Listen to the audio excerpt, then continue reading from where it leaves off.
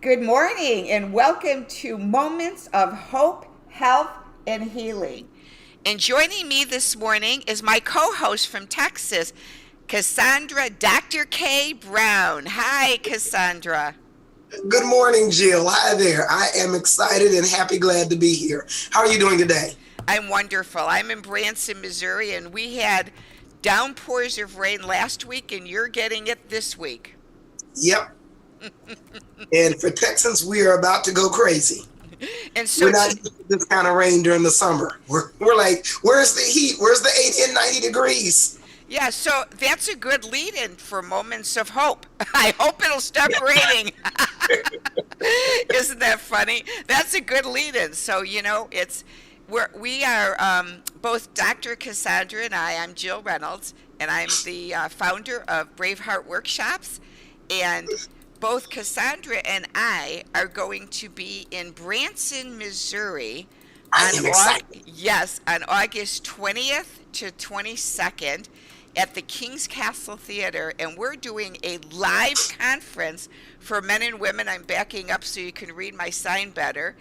For men and women, and it's going to be August 20th to 22nd. And so we would love for you to join us there. There's going to be 18 speakers speaking on the topic of hope, health, and healing.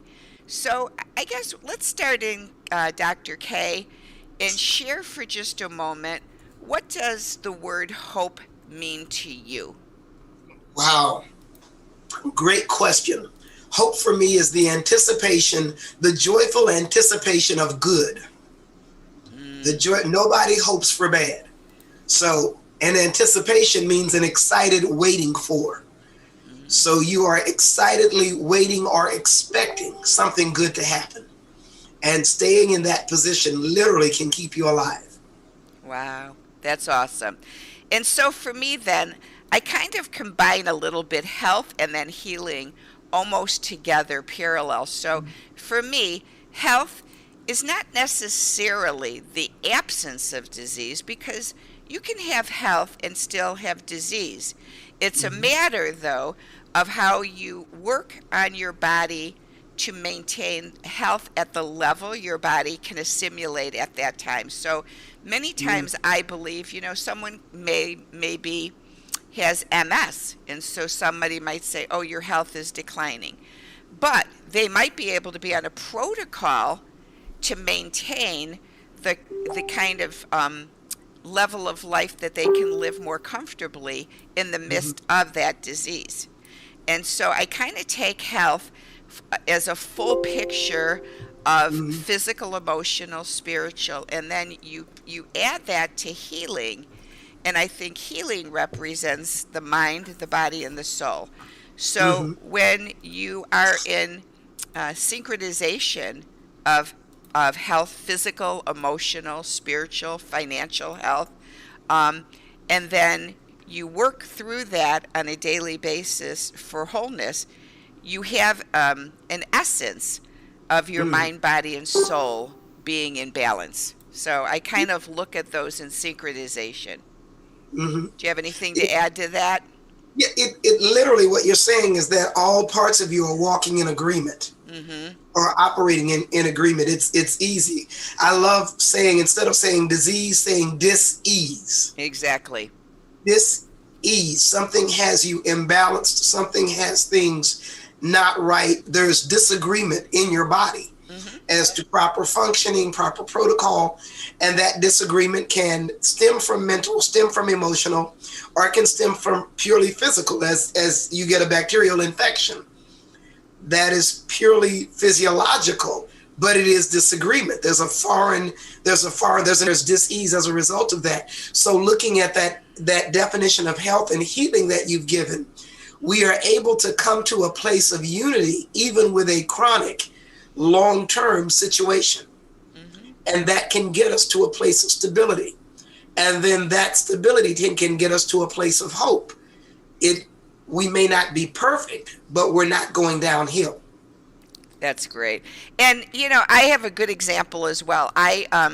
For years, Cassandra, was having stomach issues and going to doctor, and no one could figure it out. They finally, this was at least 20 years ago. They finally, or 15 years ago, they finally figured out I had genetic celiac disease. And so, of course, I had to go gluten-free. And so the state of dis-ease in my cells took 4.5 years, 4.5 years before my lab test came back normal, because the gluten had been in my cells since childhood. And by the time they diagnosed it, I was in my 50s. And so the process of healing the cells took longer than just getting off of gluten. You know, doctors will say, oh, just get off of gluten and you'll feel better. Well, it took 4.5 years before the body and the lining of my GI tract was healed. Yeah. People have to understand that as long as your body has been in a process, or you have been in a process, just like that process did not happen overnight, its solution, its resolution doesn't happen overnight. Situations like that I liken to driving down the highway. When you're going down the highway and you figure it out that you're going the wrong way and you need to make that U-turn, well, when you make that U-turn, you're not immediately at your destination. You've got to recover all of that ground. You've got to go back over all of that ground. You've got to undo all of that territory that you've traveled over. So when you think about it in those terms, 4.5 years versus 50 years, 50 years of illness versus 4.5 years of cure, or 4.5 years to bring yourself back to wholeness. It's worth the 4.5 years. It's worth it to do the work to get to that place of ease, because that's where our bodies are supposed to be, that place of stability. Just remember that it's going, give yourself the grace to allow the time that it takes to get there. Yeah, definitely. So what I'd love to share with the audience is Cassandra and I are going to be joining you every Tuesday at around this time of day. It's 11:30 Eastern, 10:30 Central, 9:30 Mountain, and 8:30 Pacific. And we're going to come on and share with you some moments in our lives of hope, health, and healing. So like little moments that we've had, and hopefully you'll be able to relate to those moments or think of your own. And I had this idea to do this with you, Cassandra, and I'll share with the audience why. Is there was an actor years and years ago named Hal Linden. Do you remember Hal Linden?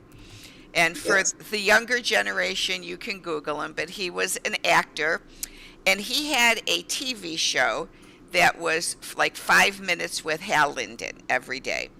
And I remember hearing him for years, and he would come on and give tips every morning, and usually medical things that he would share. He wasn't a doctor, so I don't know, but he just did this. And the one I remember the most, and that's the moment I think that let's open to this one today, Cassandra. The one he shared that stayed with me forever was, he said, he goes, have you ever heard how he presented? Have you ever heard that the person died of a broken heart, dying of a broken heart? And he said the old wives' tale, dying of a broken heart, is not a wives' tale. It's an actual thing that can happen to the body. And he went on to explain that when your pericardium, which is the layer around your heart, gets damaged because of emotional pain or trauma, you can actually die when the pericardium layer is not functioning properly. So he went on to explain that, let's say you have a death in your family, and the grief, the moment of grief is so heavy that within 24 hours you die then too. And I do know one of my father's close friends that he went to high school with, him and his wife had been married so many years that when the man died, 5 minutes later his wife died. They died 5 minutes apart because the grief was so severe for her. And so I wanted to share that because I lost my sister September 28th to pancreatic cancer. And then I lost my father September 30th, 2 days later, to a virus that went to his brain. It wasn't COVID. They think it was encephalitis or whatever, like a mosquito bite. Mm. And he died 2 days later. And then that evening, I had COVID myself. And so I, I have felt like I've been healing from the grief. But yesterday, Dr. K, I went to see my acupuncturist, and as he was putting needles in, and usually doesn't bother me in the least, he hit one spot, and I went, oh, I felt like electricity went through me. And I Mhm. just said, oh my gosh, what meridian is that? And he goes, that's your pericardium. And I Wow. went, wow, my pericardium's out of alignment. And so I'm thinking that maybe my grief is still penetrating in my Mhm. pericardium where there's some um, dis-ease going on there. So I'm going to let you talk a little bit about some grief thing and how grief can affect you, and it can affect hope. It can affect health, obviously, and healing Mhm. as well. Yeah, that is that I had heard of dying of a broken heart. I worked in the funeral industry, worst job I ever had, but it was a very interesting year. And I had the privilege of serving a family where the father and mother had been married for, I think, a little over 60 years or a little under. Right around the 60-year mark, they were high school sweethearts. And when the mother had gotten ill, the father literally lived to take care of his wife. And when the wife died, his wife, 60 years, as we're planning the memorial service, all he would say is, I don't know how I'm going to make it. I don't have a reason to wake up in the morning. There's no reason to live. I live to care for her. And that's all he said during the entire meeting. He was there with his two daughters, and they're going, Daddy, you did a great job, Daddy. Thank you. We love the way you cared for Mom. And they're trying to comfort him. And Daddy, she's in a better place. And now you can live your life. 6 weeks later, I was in the room with the two daughters, and he had left. His grief was just that strong. And then what I want to add to that, in case somebody like me, I haven't suffered the loss of someone close to me. Both of my grandparents died at ripe old ages in their 90s. So it wasn't a traumatic death. They were ready to go. And we were, I don't want to say we were ready for them to leave, but we understood that they were ready to go. So we said our goodbyes. We got to love on them until they were graciously, gently called home in their sleep. So we didn't have that traumatic separation. There was no illness involved. So I want to let someone know, if you're like me and you haven't had that traumatic death experience, death of a human being, death of a loved one is not the only reason that you can grieve. Anytime there is a separation or a cessation of something important to you, there is a grieving process. When you are fired from your job and you thought things were going well, that's a sudden death occurrence. When you get a divorce, that's my grief experience. Getting married, expecting that we would be married for the rest of our lives. I tell people that I expected him to be the one chasing me around the nursing home. you know, we're both in walkers, and he said, I'm going to get you. I'm going to get you. And me giggling like a teenager. That was the goal. That was the dream that I had for my marriage. So when my marriage came to a screeching halt, I went through a very, very severe grieving process, even to the point of becoming suicidal. So grief, if it's not handled, sits in your body and becomes a real, true illness. I worked with a counselor who helped me to get through the process and to go through all of the stages, so that now my ex and I can speak with each other on the phone. If I'm in Massachusetts where he lives, I visit with him and check on him, because he's still the father of my sons. So our relationship is not the same relationship, but I'm not in that same place that I was when the marriage ended. So all of that to say, there is hope. There Yeah. is help. Even in a grief situation, you can heal from grief. Yeah. So we hope, as we're sharing this, audience, that you'll look at some of the similarities. I always say, look in life when people share, for similarities of what people are sharing with you instead of differences. We live in such a world of Mm. separation right now.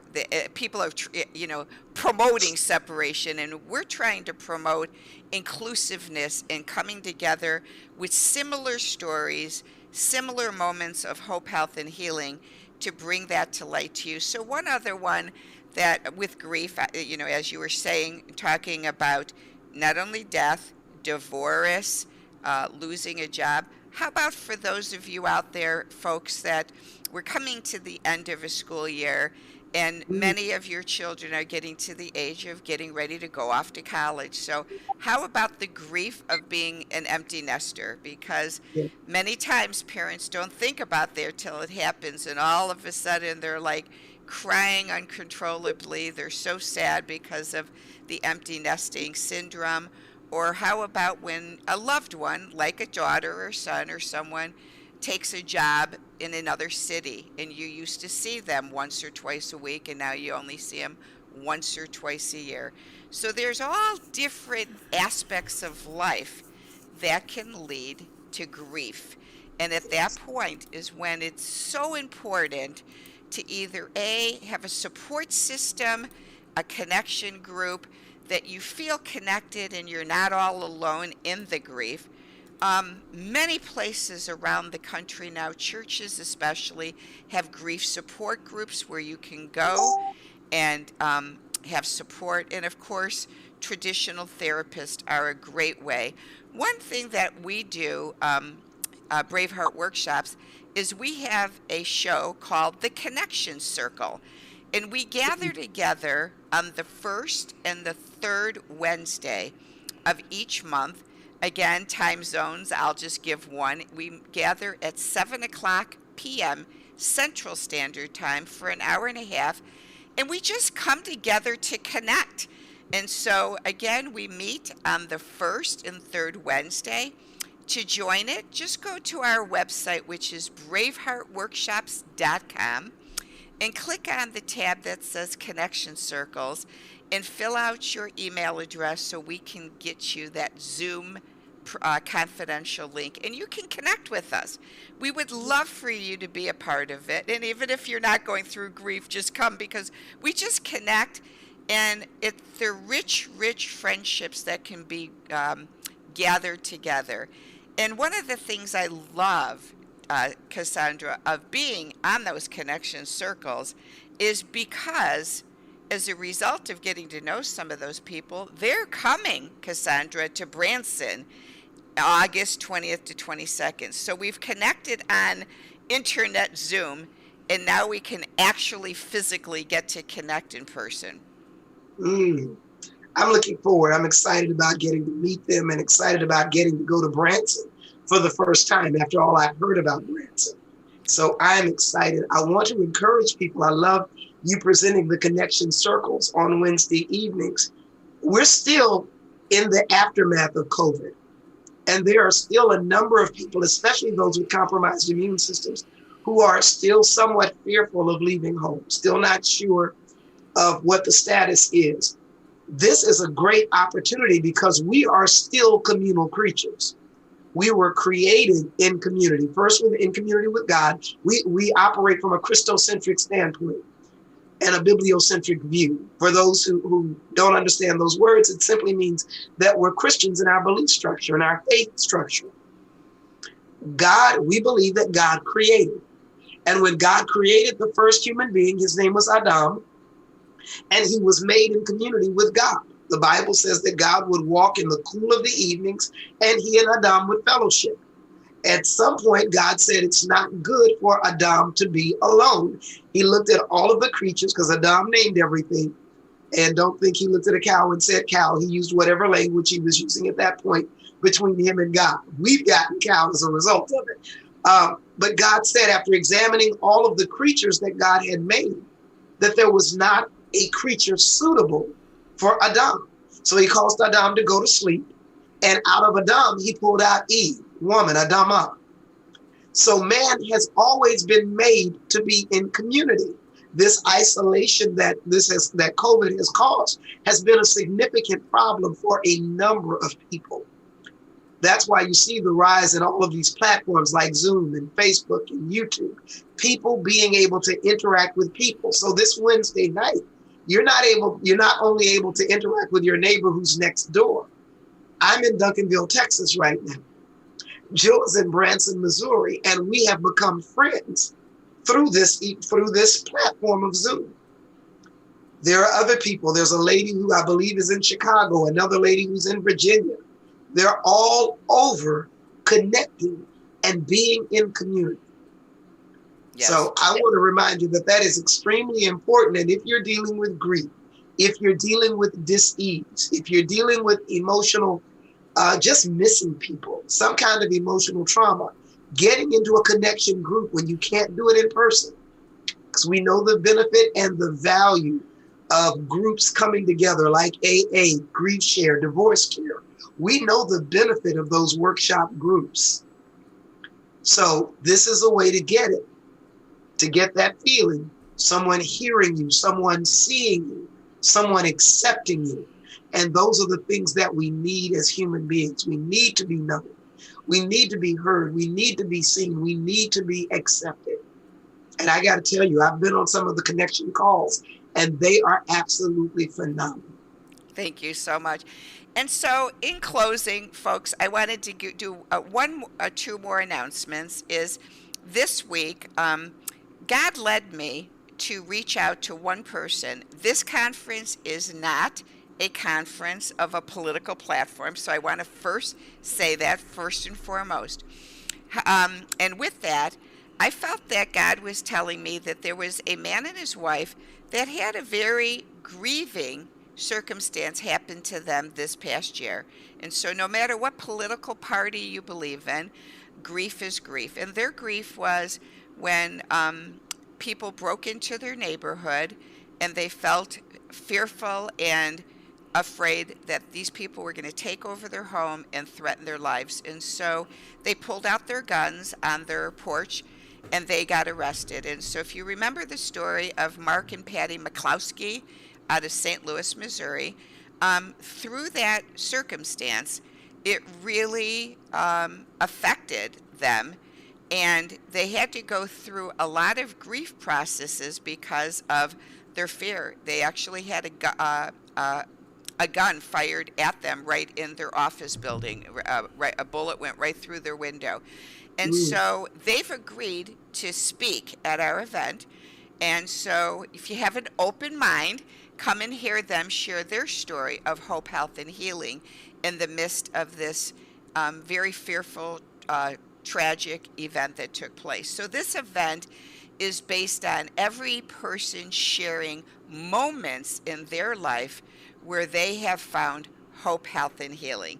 So come out, hear Mark and Patty, hear myself, I'll be speaking, Cassandra, and I'm going to just show on the screen. This is a listing of all of our speakers right here in our Master's Ceremony. So I'm posting that, and this will be on the YouTube channel so that you know who all of the speakers are at the Hope, Health, and Healing. In closing, the conference is only $84 for a 3-day conference. And we came up with the price of $84 because of a spiritual thought that came to Cassandra's mind. Cassandra, can you share what the number 8 and 4 means to you? I would love to. The number 8 is the number for new beginnings. As we know, 7 is the number of completion. God completed the earth in 7 days, and we include his day of rest. So there was 6 days of work, 1 day of rest. That is a complete cycle. So when you get to 8, you start the cycle all over again. So 8 is the number of new beginnings. 4 is comprised of the number 3 and the number 1. So for me, 4 is Father, Son, Holy Spirit, and me. So new beginnings, always a team of 4 that come to the forefront. Father, Son, Holy Spirit, and me. Have you ever heard the phrase, when you get on the God plus me is a majority? I say God's a majority all by himself. When I join God, I get on the winning team. So 8, new beginnings. 4, Father, Son, Holy Spirit, and me. So for hope, health, and healing in your life, How about having new beginnings and be on the winning team so that you can feel completely transformed and renewed in 2021 in connection and the beauty of the Ozark Mountains with Mm. mountains, lakes, fresh air, and shows and entertainment and fellowship and connection. So come to join us. And one last thing is we're asking those of you who, for some reason, if your schedule does not permit, that you attend. We're asking if you'll go online to Braveheart Workshops, and there's a drop down under the where it says register now. There's a drop down that says I can't attend, but would be willing to sponsor someone. So if you could afford $84, will you go online today and sponsor someone less fortunate? I just had 2 people this morning reach out, Cassandra, asking for sponsorship. So we're looking for those of you who could afford $84 and sponsor. If you can attend, please register right away for $84 because we'd love to see you. So thanks again for joining us, and join us again next Tuesday as we continue sharing moments of hope, health, and healing. Thanks so much for joining us, and thanks for being my co-host, Cassandra. Jill, as always, it has been a pleasure. Thank you. Have a blessed day, everyone.